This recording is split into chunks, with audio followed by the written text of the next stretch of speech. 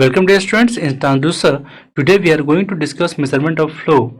After completing this topic, you will be able to recall the following transducers for the measurement of flow. First one is turbine flow meter, second one is hot wire anemometer, third one is thermistor flow meter, fourth one is electromagnetic flow meter and fifth one is ultrasonic flow meter. अगर मैं examination point of view से बात करूं तो आपके examination में इस transducers पे शॉर्ट नोट्स पूछे जा सकते हैं, शॉर्ट टाइप क्वेश्चन पूछे जा सकते हैं या लॉन्ग टाइप क्वेश्चन पूछे जा सकते हैं। आपके अगर हम ये बात करें कि ये टॉपिक हम क्यों डिस्कस करते हैं, बेसिकली हम यहाँ से ये डिस्कस मेजर करते हैं कि कोई भी लिक्विड अगर फ्लो हो रहा है तो वो किस रेट से फ्लो हो रहा है, उसकी स्पीड क्या है, उसे मेजर करने के लिए हमें कुछ ट्रांसड्यूसर्स की ज़रूरत पड़ती है।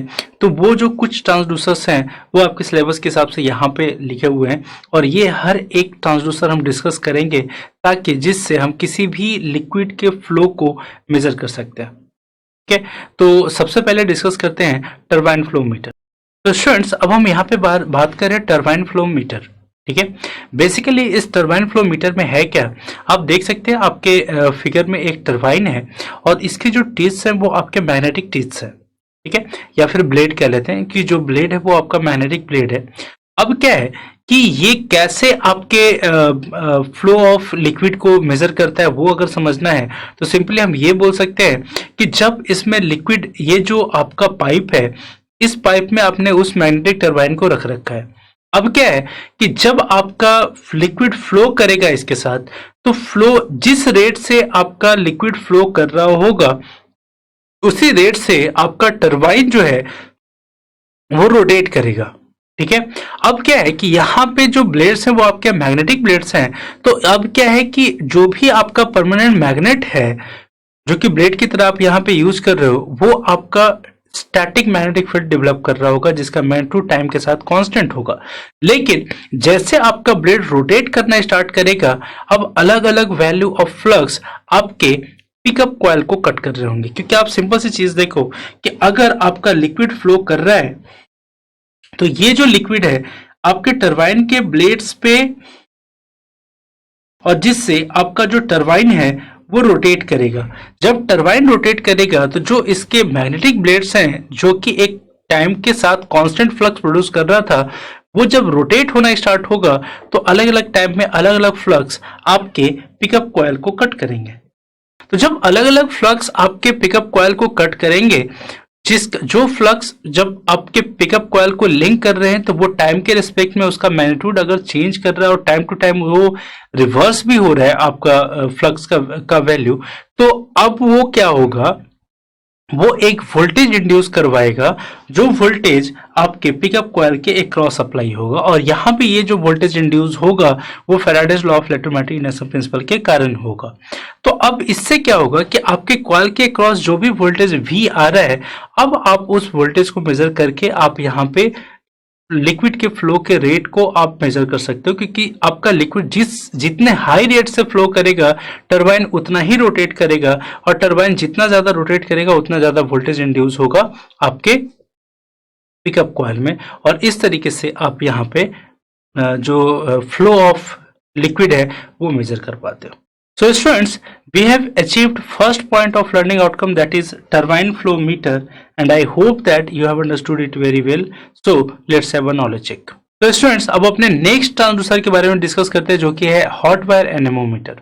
तो स्टूडेंट्स अब हम यहाँ पे बात करें हॉट वायर एनेमोमीटर। ठीक है, अगर आप देखो तो यहाँ पे एक पाइप है जिससे आपका लिक्विड फ्लो हो रहा है। ठीक है, और एक व्हीटस्टोन ब्रिज है, जिस व्हीटस्टोन ब्रिज का एक आर्म जो है वो आपके पाइप के अंदर डाला हुआ है।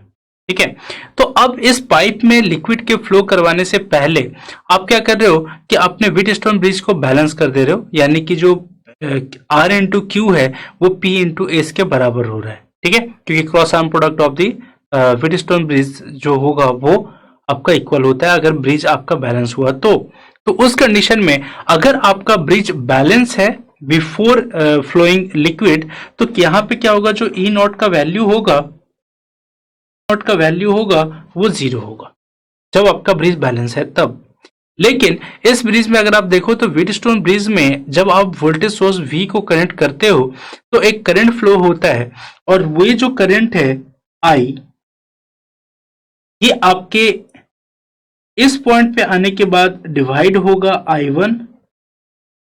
तो अब अगर I1 आपका पास हो रहा है R से, तो यहाँ पे I1 स्क्वायर R एक लॉस होगा, और अगर I1 स्क्वायर R लॉस होगा तो वो हीट में कन्वर्ट होगा जो कि टेम्परेचर को इंक्रीज करेगा।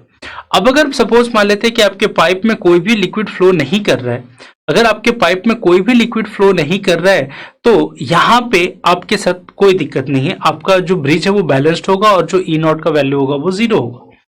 बट जैसे ही आपके पाइप में लिक्विड फ्लो होगा, अब जब आपका लिक्विड फ्लो नहीं हो रहा था उस टाइम जो आपका आई स्क्वायर आर लॉस है उसके कारण जो टेम्परेचर इंक्रीज हो रहा है वो कांस्टेंट है, तो आपका ब्रिज आपका बैलेंस है, ई नॉट का वैल्यू 0 है, ठीक है।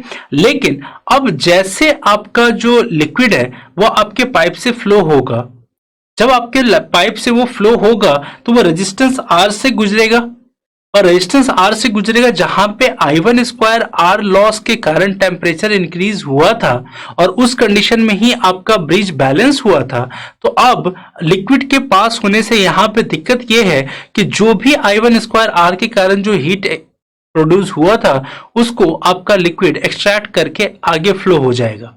अब आपका लिक्विड का फ्लो जितना फास्ट होगा वो उतनी ही जल्दी आपके रेजिस्टेंस आर में I1 स्क्वायर आर के कारण हीट जो प्रोड्यूस हुआ था उसको वो एक्सट्रैक्ट करके वो उसे कूल डाउन करना स्टार्ट करेगा। तो लिक्विड का जो फ्लो जितना फास्ट होगा उतना जल्दी आपका आर कूल डाउन होगा, और जितना जल्दी आर आपका कूल डाउन होगा टेम्परेचर के चेंज होने से रेजिस्टेंस का वैल्यू उतना ही चेंज होगा, तो आपका व्हीटस्टोन ब्रिज उसी हिसाब से अनबैलेंस्ड होगा। और अगर आपका व्हीटस्टोन ब्रिज अनबैलेंस होगा तो जो ई नोट का वैल्यू है वो कभी भी इक्वल टू 0 नहीं होगा।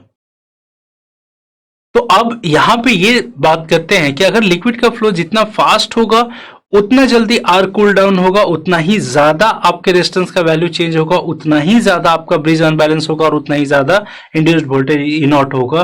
तो अगर इसके क्रॉस कोई वोल्टमीटर हम कनेक्ट करते हैं तो उसके पॉइंटर का डिफ्लेक्शन ई नॉट के कारण होगा, but e not is directly proportional to the flow of the liquid. तो वहां पे हम अपने जो स्केल है उसको इस हिसाब से कैलकुलेट करेंगे कि जो आप वैल्यू रीड करोगे वो आपका rate of flow of liquid store करेगा, और इस तरीके से आपका हॉट वायर एनेमोमीटर काम करता है। अब अगर हॉट वायर इंस्ट्रूमेंट के बारे में, हॉट वायर एनेमोमीटर के बारे में अगर हम कोई इंपॉर्टेंट पॉइंट डिस्कस करें तो सबसे पहला जो पॉइंट आता है वो आता है hot wire anemometer is widely used for variable liquid flow measurement.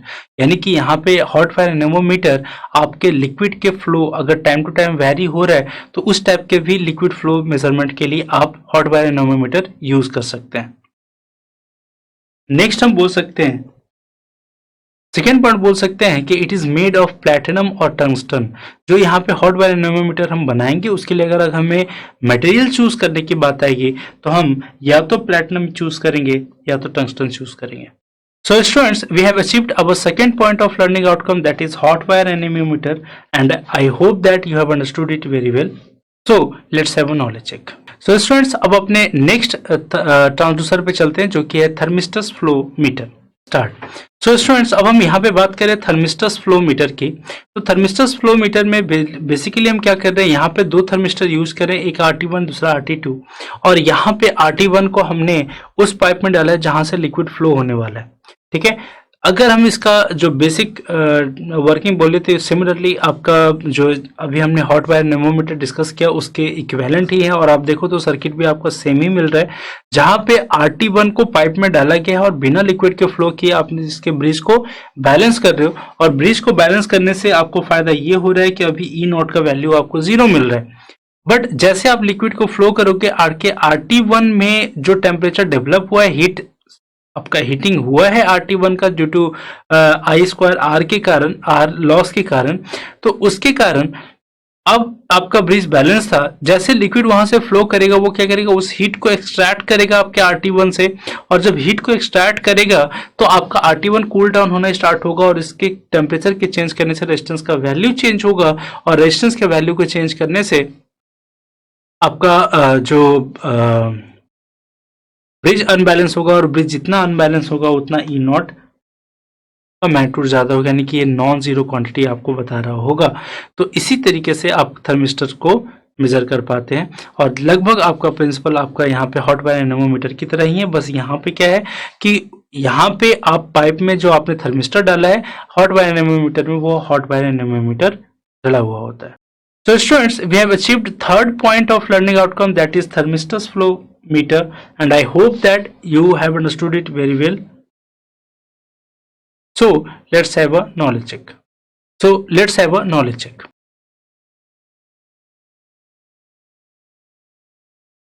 So students, अब अपने नेक्स्ट ट्रांसड्यूसर पे बढ़ते हैं जो कि है electromagnetic flow meter.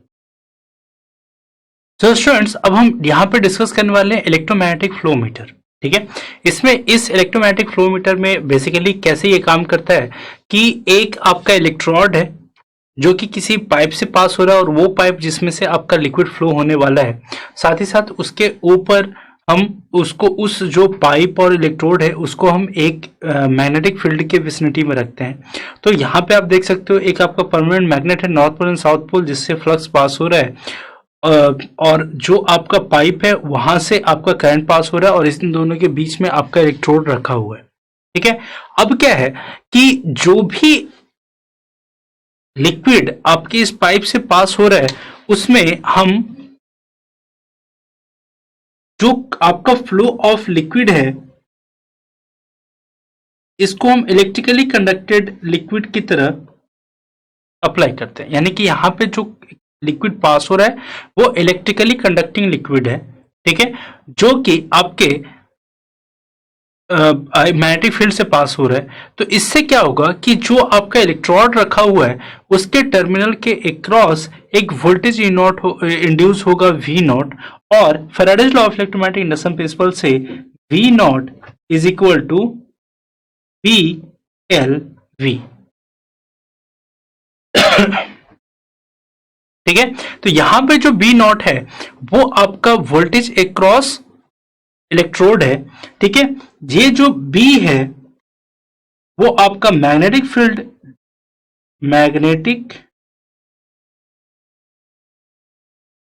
Field density है,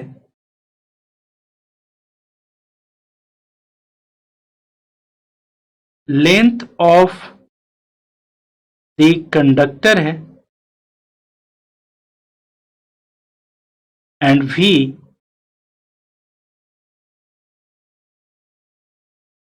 velocity of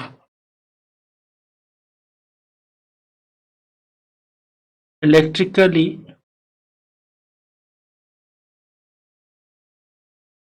conducting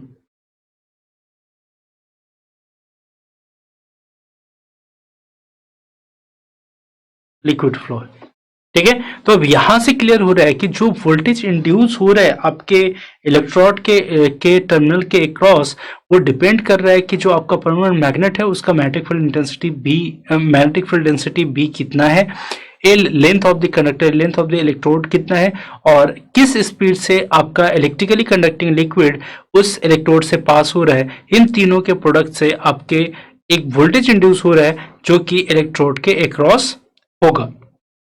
तो यहां पे अब क्या है कि जो इलेक्ट्रिकली कंडक्टिंग लिक्विड है वो जितना फास्ट मूव करेगा उतना ज्यादा वोल्टेज इंड्यूस होगा, क्योंकि V जो है वो B और L के साथ मल्टीप्लाइड है। तो अगर V का वैल्यू बढ़ेगा तो V नॉट का वैल्यू बढ़ेगा, और अगर V का वैल्यू घटेगा तो V नॉट का वैल्यू घटेगा। यानी कि जो यहाँ पे वोल्टेज इंड्यूस हो रहा है, ये जो वोल्टेज इंड्यूस हो रहा है ये आपके इलेक्ट्रिकली कंडक्टिंग जो लिक्विड है उसके फ्लो पे डिपेंड कर रहा है, उसके फ्लो पे डिपेंड कर रहा है। और इस तरीके से आपका इलेक्ट्रोमैग्नेटिक फ्लो मीटर आपके लिक्विड के फ्लो रेट को मेजर करता है। ठीक है, तो यहां पे हम एक इंपॉर्टेंट पॉइंट ये डिस्कस कर सकते हैं कि it is used in high viscosity low velocity fluid flow measurement. Basically जो आपका इलेक्ट्रोमैग्नेटिक फ्लो मीटर जो आप यूज करते हो वो यूज करते हो for high viscosity liquid which is flowing very low rate.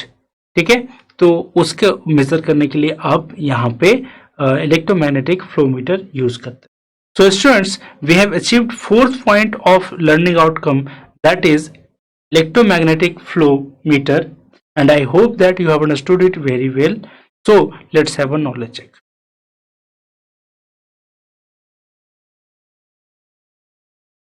तो स्टूडेंट्स अब अपने लास्ट ट्रांसड्यूसर की तरफ बढ़ते हैं जो कि है अल्ट्रासोनिक फ्लो मीटर। सो स्टूडेंट्स अब हम यहाँ पे बात कर रहे हैं अल्ट्रासोनिक फ्लो मीटर के बारे में। तो अल्ट्रासोनिक फ्लो मीटर में बेसिकली क्या है कि यहाँ पे आप दो पीजो इलेक्ट्रिक ट्रांसड्यूसर यूज करते हैं, पीजो इलेक्ट्रिक क्रिस्टल यूज करते हैं, ठीक है। एक होता है आपका ट्रांसमीटर, दूसरा होता है रिसीवर। ट्रांसमीटर को टी से आप रिप्रेजेंट कर रहे हो, रिसीवर को आर से रिप्रेजेंट कर रहे हो, ठीक है। और इसके बीच में कुछ डिस्टेंस है, ठीक है। अब क्या है कि अगर इससे लिक्विड फ्लो होगा तो लिक्विड के फ्लो होने से ये जो आपका पीजोइलेक्ट्रिक क्रिस्टल है वो एक अल्ट्रासोनिक वेव क्रिएट करेगा जो कि आपके लिक्विड के साथ फ्लो होगा और लिक्विड के साथ फ्लो होगा और ये ट्रांसमीटर से रिसीवर तक रीच करेगा। यानी ट्रांसमीटर उस अल्ट्रासोनिक वेव को प्रोड्यूस करेगा जो कि रिसीवर उसे रिसीव करेगा और ये जो रिसीव होगा वो थ्रू जो लिक्विड का फ्लो हो रहा है उसके साथ ही रिसीव होगा। तो अब यहाँ पे ये जो rate of flow of liquid है वो मेजर कैसे करेगा कि ये जो अल्ट्रासोनिक वेव है वो ट्रांसमीटर से रिसीवर तक कितना डिस्टेंस या डिस्प्लेसमेंट ट्रैवल कर रहा है, साथ ही साथ ट्रांसमीटर से रिसीवर तक पहुंचने में कितना टाइम लग रहा है। इन दोनों के कैलकुलेशन से आप आसानी से निकाल सकते हो कि जो आपका लिक्विड का फ्लो है वो कितना ज्यादा है। क्यों? क्योंकि चलो ठीक है, ट्रांसमीटर और जो रिसीवर है उसके बीच का जो डिस्टेंस है वो फिक्स है, बट अगर आपके लिक्विड का फ्लो फास्ट होगा तो वो अल्ट्रासोनिक जो वेव है वो फास्टली आपके ट्रांसमीटर से रिसीवर तक जाएगा, यानी कि जो टाइम लगेगा वो बहुत कम लगेगा। और अगर लिक्विड का फ्लो जो है वो अगर स्लो है तो जो ट्रांसमीटर से रिसीवर तक जो आपका अल्ट्रासोनिक वेव पास होगा लिक्विड के साथ वो टाइम ज्यादा लेगा और इससे ये पता चल जाएगा कि किस रेट से आपका लिक्विड फ्लो कर रहा है। और इस तरीके से आप दो पीजो इलेक्ट्रिक क्रिस्टल को, एक को ट्रांसमीटर दूसरे को रिसीवर बना करके आप जो अल्ट्रासोनिक फ्लो मीटर बना करके आप फ्लो ऑफ लिक्विड मेजर कर सकते हैं। कभी कभी आपके ऑब्जेक्टिव टाइप एग्जामिनेशन में पूछ लेता है कि इनमें से कौन सा ऐसा मीटर है जो कि किसी पर्टिकुलर प्रिंसिपल पे काम करता है ना। तो आपका जो अल्ट्रासोनिक फ्लो मीटर होता है ये, ठीक है, ये डॉपलर इफेक्ट पे काम करता है, ठीक है। अब अगर हम इस फ्लो मीटर के लिए कोई इंपॉर्टेंट बात कहते हैं तो हम ये बोल सकते हैं कि it has higher accuracy free from surrounding pressure and temperature variations, ठीक है। क्योंकि ये जो है वो प्रेशर और टेम्परेचर पे डिपेंड करता ही नहीं है। यहाँ पे अल्ट्रासोनिक वेव को लिक्विड के साथ ट्रांसमीटर से रिसीवर तक फ्लो होना है और उसके बीच का डिस्टेंस और टाइम मेजर करके आप यहाँ पे फ्लो रेट को मेजर कर पा रहे हो, इसलिए इसकी एक्यूरेसी जो होगी वो हाई होगी। बट अगर हम बात करें कॉस्ट की तो कॉस्ट इज हाइयर। जो आपका पीजोइलेक्ट्रिक क्रिस्टल होता है वो आपका हाई कॉस्ट का होता है, इसलिए ये जो आप फ्लो मीटर बनाते हैं उसका कॉस्ट भी हाई है, ठीक है। और अगर बात करें तो ये इंडिपेंडेंट ऑफ द विस्कोसिटी है, क्योंकि यहाँ पे आपका जो अल्ट्रासोनिक जो वेव है वो ट्रांसमीटर टू रिसीवर फ्लो होना है, उसका आपके लिक्विड के विस्कोसिटी से कोई भी मतलब नहीं है। इसको बस मतलब है कि किस रेट से आपका लिक्विड फ्लो कर रहा है, क्योंकि उतने ही जल्दी ट्रांसमीटर से रिसीवर तक आपका जो अल्ट्रासोनिक वेव है वो रीच कर सकता है। So students, we have achieved our fifth point of learning outcome, that is ultrasonic flow meter, and I hope that you have understood it very well. So let's have a knowledge check.